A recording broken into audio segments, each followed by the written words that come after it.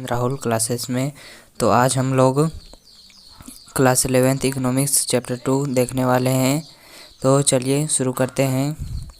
Question number 1, द्वितीय समंक होते हैं। तो इसका राइट आंसर हो जाएगा प्रकाशित आंकड़ा और अनुसंधानकर्ता द्वारा एकत्रित आंकड़ा।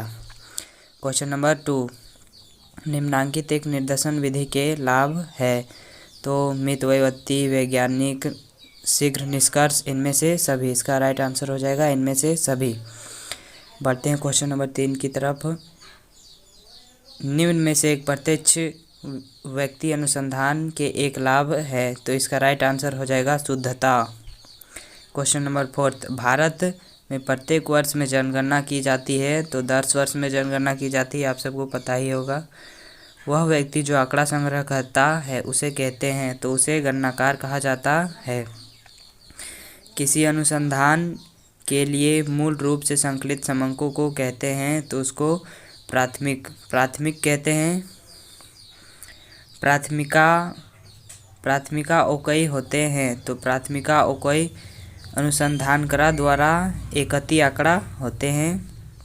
क्वेश्चन नंबर 8, यदि समय में से कुछ चुनी हुई इकाइयों का अध्ययन किया जाता है तो उसे कहते हैं, तो उसे प्रतिदशा अनुसंधान कहते हैं। क्वेश्चन नंबर 9, संगणना विधि है। तो संगणना कैसी विधि है? तहाँ उपयुक्त जहाँ समग्र के सभी इकाई एक रूप में ना हो, यानी एक रूप में ना हो, वही संगणना विधि है। क्वेश्चन नंबर 10, समग्र का सभी इकाइयों के प्रतिदर्श में चुने जाने के समान अवसर होते हैं। तो इसका राइट आंसर हो जाएगा देव निर्देशन। क्वेश्चन नंबर 11, द्वितीय आंकड़े प्राप्त करने के लिए किस विधि का प्रयोग किया जाता है? तो इसका राइट आंसर हो जाएगा प्रकाशित स्रोत, इसी विधि का प्रयोग किया जाता है। क्वेश्चन नंबर 12, समग्र की प्रत्येक इकाई का अध्ययन किया जाता है। तो इसका अध्ययन संगणना प्रणाली में किया जाता है। क्वेश्चन नंबर 13, आंकड़े के स्रोत है। तो आंकड़े के कौन कौन से स्रोत होते हैं? तो इसका राइट आंसर हो जाएगा प्राथमिक और द्वितीयक दोनों।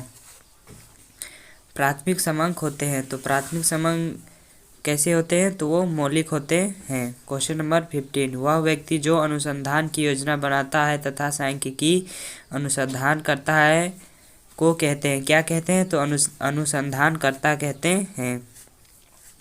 प्रश्नावली का प्रयोग किया जाता है। तो किसमें किया जाता है? सर्वेक्षण में।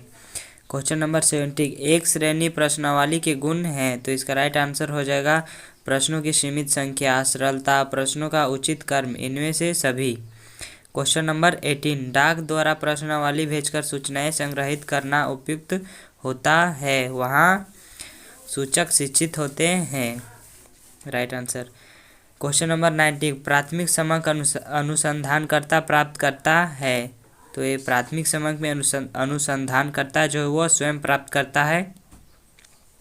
क्वेश्चन नंबर 20, समाचार पत्र किस प्रकार के आंकड़े का स्रोत है? तो इसका राइट आंसर हो जाएगा द्वितीयक